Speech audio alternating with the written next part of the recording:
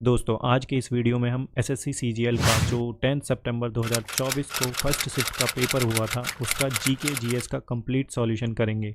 और जो हमारी पीवाईक्यू सीरीज चल रही है उसका ये थर्ड लेक्चर है। ये सीरीज आपके लिए बहुत ही काम की होने वाली है। अगर आप एसएससी के किसी भी एग्ज़ाम की तैयारी कर रहे हैं तो आपको इससे एनटीए का पैटर्न पता चलेगा कि एनटीए किस प्रकार के पैटर्न में क्वेश्चन बना रहा है। और अगर आप रिवीजन करना चाहते हैं पीवाईक्यूज़ का तो चैनल को सब्सक्राइब करें और दोस्तों के साथ शेयर करें ताकि उन्हें भी फ़ायदा हो सके। तो चलिए देखते हैं अपना पहला क्वेश्चन क्या है बिना किसी देरी के। In which of the following cities of Manipur is the Jawaharlal Nehru Manipur dance academy located. Jawaharlal Nehru Manipur dance academy Manipur के किस सिटी में लोकेटेड है। हिंदी, और ये वीडियो हिंदी इंग्लिश दोनों में होगी, ठीक है। हिंदी वालों को बिल्कुल भी टेंशन लेने की ज़रूरत नहीं है। तो इसकी सिटी है जो है जहाँ पे ये Jawaharlal Nehru Manipur dance academy located है, तो वो कहाँ पे है, इम्फाल सिटी में है, मणिपुर में।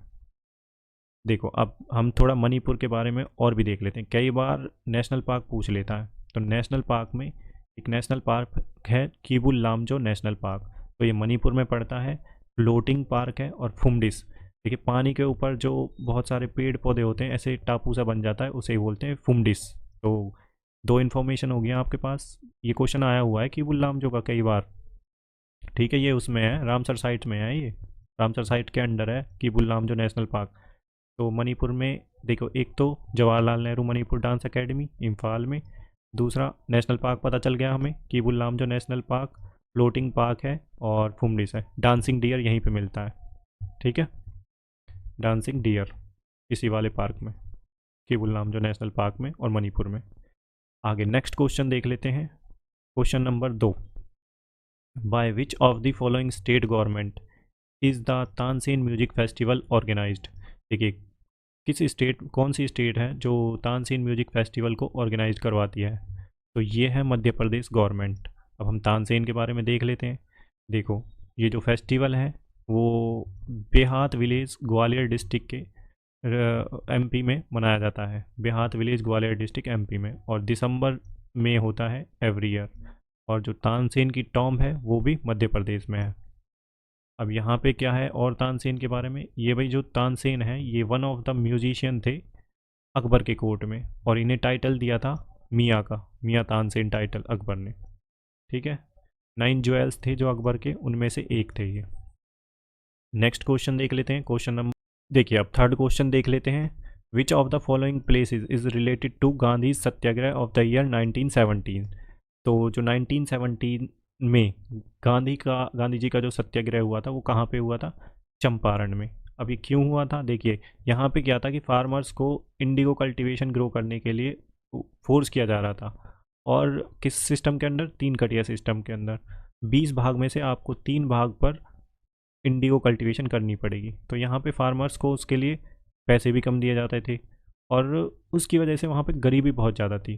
तो यहाँ पे जो गांधी जी को इनवाइट किया था वो राजकुमार शुक्ला ने किया था। ये भी एक जो इंडिगो कल्टीवेटर हैं उनमें से एक थे। अब इसके बाद आता है अहमदाबाद मील स्ट्राइक, वो हुआ था 1918 में। यहाँ पे टसल चल रहा था मील स्ट्राइक ओनर्स के और वर्कर्स के बीच में, वेजेस को हाइक को लेके। तो यहाँ पे भी सेटल कराया गांधी जी ने, गांधी जी कमेटी के मेंबर बने और 35% जो वेजेस हैं वो इंक्रीज़ कराई, ठीक है। उसके बाद आता है खेड़ा सत्याग्रह, ये 22 मार्च 1918 से लेके 5 जून 1918 तक चला। तो इसमें भी टैक्सेशन से रिलेटेड कुछ था, ठीक है, फार्मर्स के ऊपर। उसके बाद आता है बारदोली सत्याग्रह। बारदोली सत्याग्रह हुआ था 1928 में, against increase taxation of farmers in Bardoli Gujarat. तो ये भाई क्या था, 1928 में हुआ था, जो ब्रिटिश गवर्नमेंट ने टैक्स इंक्रीज कर दिया था उसके अगेंस्ट था। बारदोली में हुआ था गुजरात में। तो देखिए आपको ना क्रोनोलॉजी याद रखनी है, चंपारण कब हुआ था, अहमदाबाद कब हुआ था और खेड़ा कब हुआ था, क्योंकि कई बार जो है क्वेश्चन क्रोनोलॉजी में भी पूछते हैं। तो आपको थोड़ा ईयर और क्रोनोलॉजी देखनी है। देखिए आप इस क्रोनोलॉजी को केक से याद कर सकते हैं, चंपारण, ए से अहमदाबाद और के से खेड़ा सत्याग्रह। बारदोली तो 1928 में आया था। कई बार इनमें कन्फ्यूजन होता है कौन सा 17 में हुआ था कौन सा 18 में हुआ था, ठीक है। तो चलिए नेक्स्ट क्वेश्चन देख लेते हैं अब अपना। क्वेश्चन नंबर 4 है, हुबार दिया hepta neuron which has become endangered is a species of which of the following. देखिए किसकी स्पीसीज है ये, हुबार्डिया हेप्टान्यूरोन। तो ये ग्रास की एक स्पीसीज है और एनुअल हर्ब्स है और रॉकी सरफेस पर ग्रो होती है। इसमें फ्लावर्स और फ्रूट्स भी होते हैं सितंबर से नवंबर के बीच में। क्रिटिकली एंडेंजर्ड इन वेस्टर्न घाट, तो ये क्रिटिकली एंडेंजर्ड है वेस्टर्न घाट्स में। अब ये जो एंडेंजर्ड और क्रिटिकली एंडेंजर्ड का स्टेटस कौन देता है, IUCN की रिपोर्ट रिलीज होती है रेड लिस्ट में। जो थ्रेटन स्पीसीज हैं उन्हें IUCN की जो रेड लिस्ट है वो डिसाइड करती है, IUCN इसका स्टेटस देता है, ठीक है। इसके अलावा इसकी जो फुल फॉर्म है international union for conservation of nature, IUCN की। नेक्स्ट क्वेश्चन देख लेते हैं, which of the following is in geographical proximity to Sri Lanka. Sri Lanka के सबसे पास कौन सा है, तो इसका आंसर है कराईकाल। अब नेक्स्ट क्वेश्चन देख लेते हैं, question number 6। Which 5 year plan primarily focused on गरीबी हटाओ इनिशिएटिव। तो गरीबी हटाओ इनिशिएटिव किस 5 ईयर प्लान के अंडर आया था, तो ये था 5 ईयर प्लान। 5 ईयर प्लान कब से कब तक चला था, 1974 से 78। अभी 4 साल ही चला क्योंकि इसके बाद जनता गवर्नमेंट आ गई थी मोरारजी देसाई की, तो इन्होंने 5 ईयर प्लान को कैंसिल कर दिया था। ये रोलिंग आउट प्लान लेकर आए थे। तो देख लेते हैं 5 ईयर प्लान जो स्टार्ट हुए थे 1951 में स्टार्ट हुए थे 1951 में। और जो 5 ईयर प्लान था उसमें क्या था, एम्प्लॉयमेंट को इंक्रीज करना और पॉवर्टी को ख़त्म करना। इसी प्लान के under national Indian highway system आया, इंट्रोड्यूस किया गया। देखिए ये क्वेश्चन आया हुआ है, Indian national highway system introduce कब किया गया, किस प्लान के अंडर, मिनिमम नीड्स प्रोग्राम, ये भी क्वेश्चन आया हुआ है PYQ में। 1978 में फिर मोरारजी देसाई जी की गवर्नमेंट आ गई, उन्होंने रिजेक्ट किया और यहाँ से स्टार्ट हुए रोलिंग प्लान 2 साल के लिए 1978 से 1980 के बीच। इसके अलावा 1956 से 61 में 1956 से लेके 61 तक सेकंड 5 ईयर प्लान चला, जो कि बेस था PC महालनोबिस बेस पर। रैपिड इंडस्ट्रियलाइजेशन और पब्लिक सेक्टर पर यहाँ पर जोर दिया गया था। अब हम देख लेते हैं थर्ड जो हमारा 5 ईयर प्लान है। तो जो थर्ड 5 ईयर प्लान है वो 1961 से 67 1961 से 1967 तक चला और इसका जो फोकस था वो एग्रीकल्चर पर, improvement in production of wheat की प्रोडक्शन पे इन्होंने ज़्यादा इम्प्रूवमेंट किया। यहाँ पे फिर प्लान हॉलीडे भी आ गए थे 3 साल के, इसके बाद 3 साल के प्लान हॉलीडे आए थे 67 से लेकर 69 तक। तो ये प्लान था जो थर्ड 5 ईयर प्लान, ये भाई फेल हो गया था क्योंकि हमारा वार हुआ था सीनो चाइना और इंडो पाकिस्तान वॉर, इसलिए ये प्लान फेल हो गया था बुरी तरह। उसके अलावा देखिए जो फोर्थ 5 ईयर प्लान है वो 1969 से 74 तक रहा था। ये गडगिल फार्मूला पर बेस्ड था। यहाँ पे सेल्फ रिलायंस के ऊपर ज़्यादा जोर दिया गया था और इसी प्लान के अंडर 14 बैंकों का नेशनलाइजेशन किया गया था।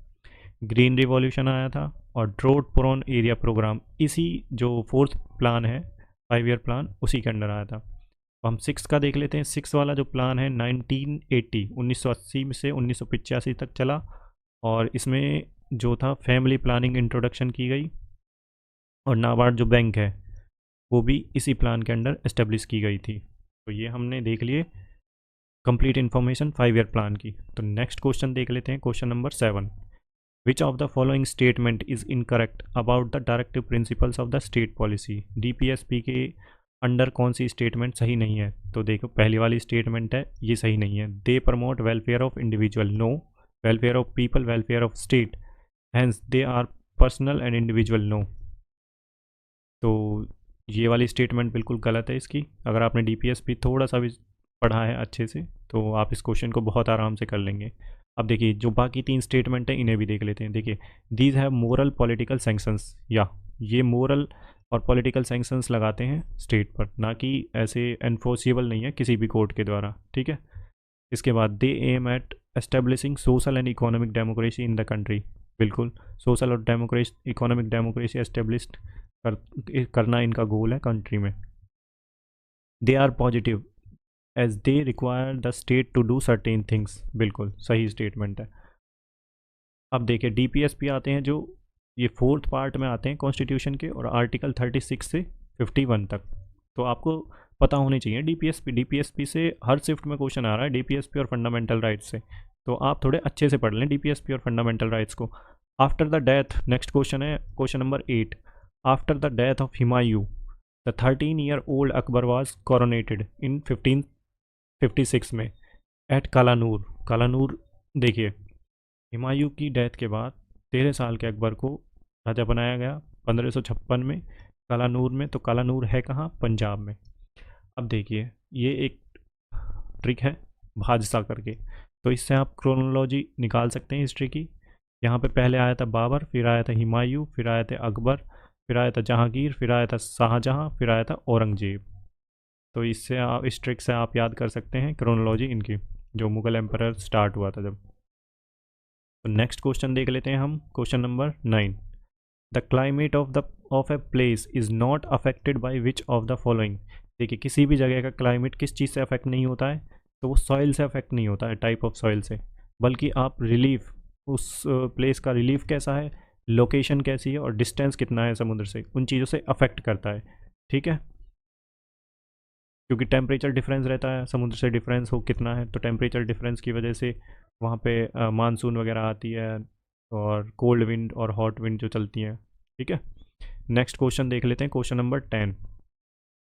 इन which musical note did Newland put the metal cobalt और nickel with halogens. In which musical note did Newland put the metals cobalt और निकल विद हेलोजन। तो इसका आंसर है डी ओ। अब देखो, न्यूलैंड लाज of Octave classify element based on their properties. जो उन्होंने एलिमेंट को क्लासीफाई किया था वो देयर उनकी प्रॉपर्टीज़ के अनुसार किया था। When element are arrange in increasing atomic number, जब किसी एलिमेंट को इंक्रीजिंग एटॉमिक नंबर के रूप में अरेंज किया जाता है तो उनकी जो फर्स्ट जो प्रॉपर्टी है फर्स्ट एलिमेंट की और 8 एलिमेंट की, वो सिमिलर रहेगी। Newland compare this to the musical note, और न्यूलैंड ने इसे ही म्यूजिकल नोट से कंपेयर किया। तो इसका आंसर है do, D O. Question number 11 देख लेते हैं। Which of the following is not correct with regards to the history of calculating national income in India. तो इसमें से करेक्ट स्टेटमेंट कौन सी नहीं है regard to history of calculating national income in India? तो ये है third statement, Dadabhai Naoroji divided the Indian economy into 2 parts, primary sector and secondary sector. तो ये स्टेटमेंट बिल्कुल गलत है। तो पहली वाली स्टेटमेंट देख लेते हैं। First attempt to compute national income was made by Dadabhai Naoroji. तो ये बिल्कुल सही स्टेटमेंट है।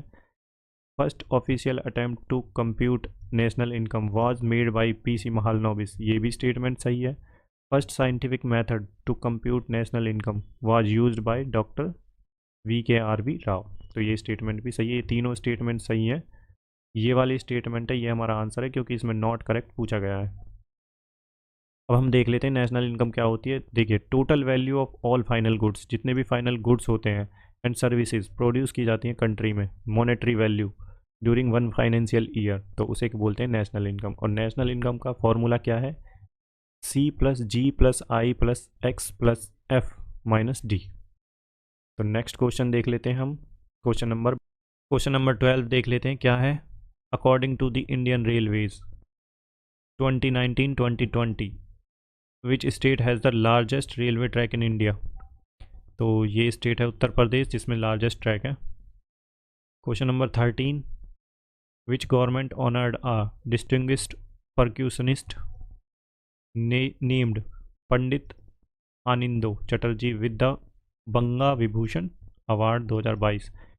तो बंगा विभूषण अवार्ड किसे मिला है? जो कि ये रिलेटेड है इंस्ट्रूमेंट्स, म्यूजिकल इंस्ट्रूमेंट्स से रिलेटेड है, पंडिता आनंदो चटर्जी।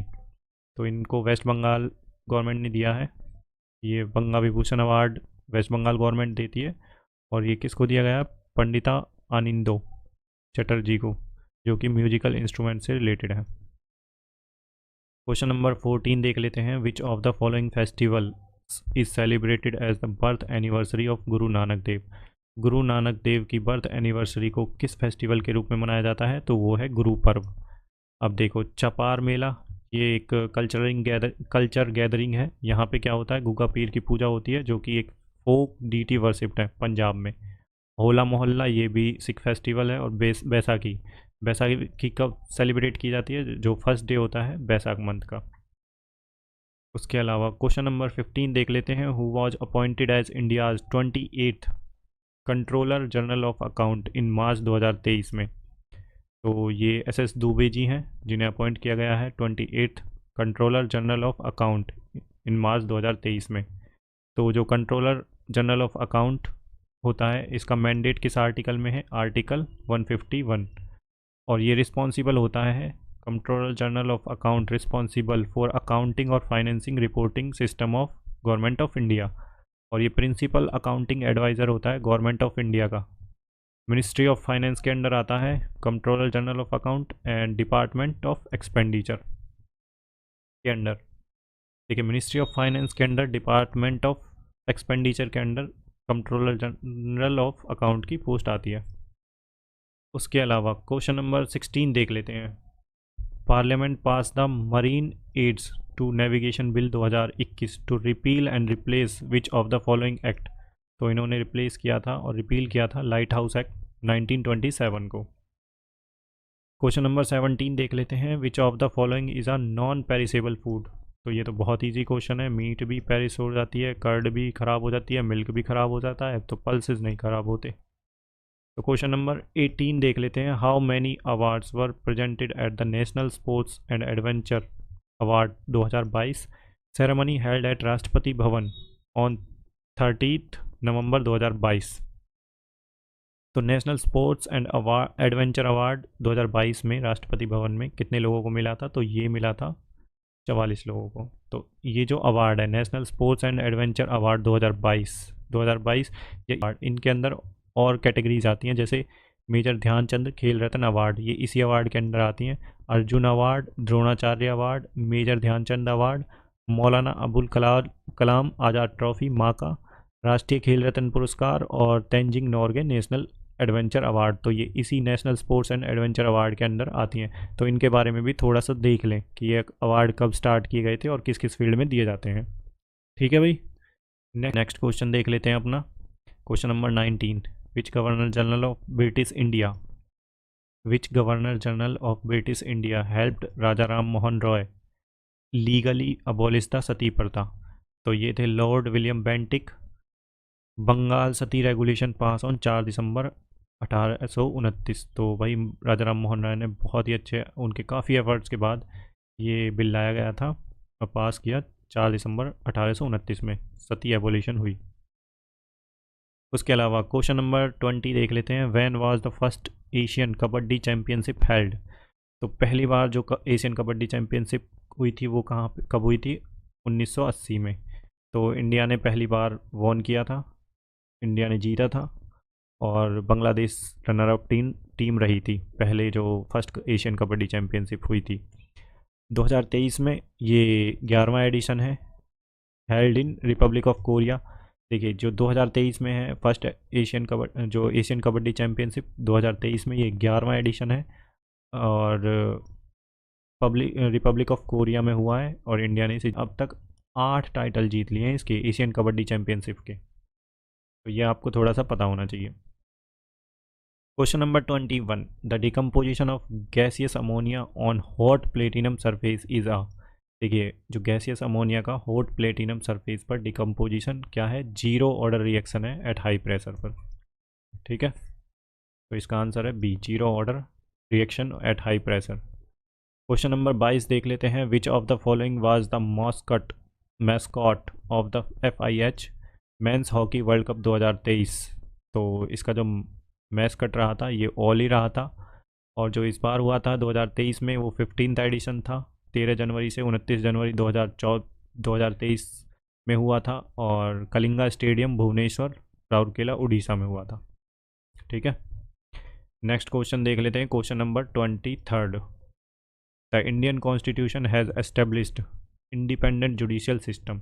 तो जो इंडिपेंडेंट जुडिशियल सिस्टम है वो इंडियन कॉन्स्टिट्यूशन का फीचर है, और ये फेडरल फीचर है, ये आपको पता होना चाहिए। देखिए हमारे इंडियन कॉन्स्टिट्यूशन में पार्शियल जुडिशियल सिस्टम नहीं दे रखा, डुअल जुडिशियल सिस्टम नहीं, ये USA में है dual judicial system. Federal court अलग है, स्टेट कोर्ट स्टेट का फैसला लेता है। प्लूरल जुडिशियल सिस्टम नहीं, ये तो बिल्कुल गलत है। तो आप इस क्वेश्चन को बहुत ही आसानी से निकाल सकते हैं।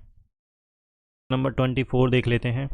Which organism are classified as aves. तो बर्ड्स को क्लासिफाइड किया जाता है एव्स की तरह। तो एव्स की कैटेगरी में वर्ड्स जो होते हैं वार्म ब्लडेड वर्टिब्रेट। वर्टिब्रेट क्या होते हैं? जिनके जिनके पास बैकबोन होती है, रीढ़ की हड्डी। स्नेक्स अब देख लेते हैं, ये वाली स्नेक्स रेप्टाइल की कैटेगरी में आते हैं। कोल्ड ब्लडेड एनिमल होते हैं ये। फ्रॉग एम्फीबियन है, लैंड और वाटर दोनों पे रह सकते हैं और ब्रीथ लेते हैं स्किन और लंग्स से।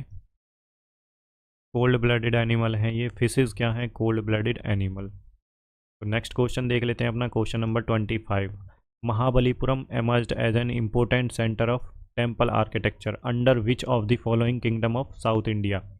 देखिए, जो महाबलीपुरम था वो टेम्पल आर्किटेक्चर के लिए बहुत ही फेमस था, और भी काफ़ी आर्ट और आर्किटेक्चर के लिए फेमस था। तो वो किस किंगडम के अंडर था? तो पल्लवा रूलर्स के अंडर था। तो जो ये महाबलीपुरम है ये यूनेस्को वर्ल्ड हेरिटेज साइट के अंडर आता है तमिलनाडु में। पल्लवा डायनेस्टी कब से कब तक रही थी? तो ये 3rd सेंचुरी से 7th सेंचुरी तक। तो दोस्तों ये थे हमारे 25 क्वेश्चन पहली शिफ्ट के 10 सितंबर 2024 को जो हुई थी। तो दोस्तों अगर आपको हमारे एफर्ट सही लग रहे हैं, आपके काम के हैं, तो चैनल को सब्सक्राइब करें और अपने दोस्तों को भी शेयर करें ताकि उन लोगों का भी फ़ायदा हो सके और आपका जो PYQ का रिवीजन है वो भी अच्छे से हो सके। तो चलिए दोस्तों, हम यहीं अपनी वीडियो को समाप्त करते हैं। तब तक के लिए goodbye, best of luck.